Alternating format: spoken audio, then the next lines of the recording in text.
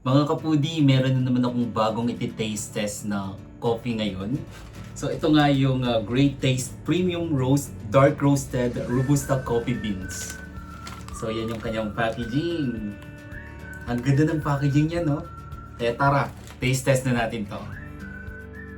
Ayun lang mga kapudi, ang ingay ng aso. Kaya pasensya na, wala akong gamit na mic ngayon.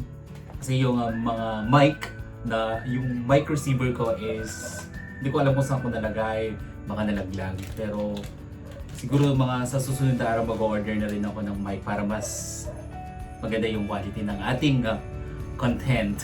Alright, ito na, taste test natin to. Lalo ba sinabi? Ang init!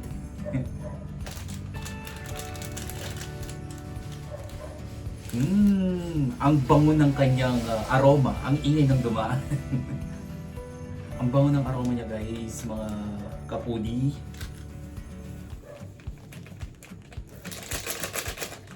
Siyempre, sobrang mahilig talaga ako mag-coffee. Mainit na tubig. Konti lang. Oops, okay na yan.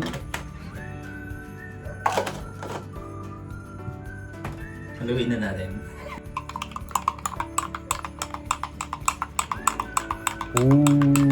Ang bango ng kanyang aroma.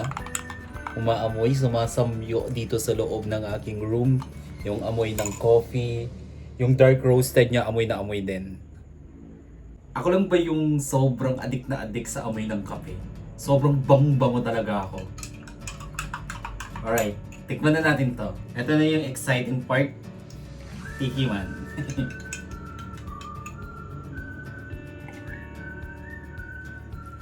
Ooh.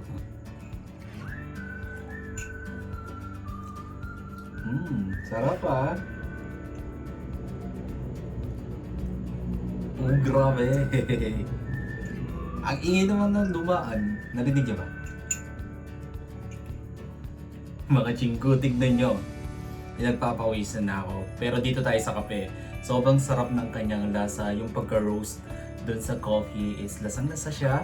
And then yung pagka-creamy niya is saktong-sakto lang. Yung tamis niya, sobrang saktong-sakto lang.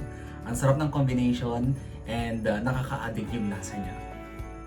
Baka naman, great taste. And kung bibigyan ka siya ng rate, bibigyan ko siya ng 10/10. Approved, try nyo na. And I'm sure most of you guys, lalo-lalo ng mga coffee lover out there, magugustuhan nyo itong lasa nito.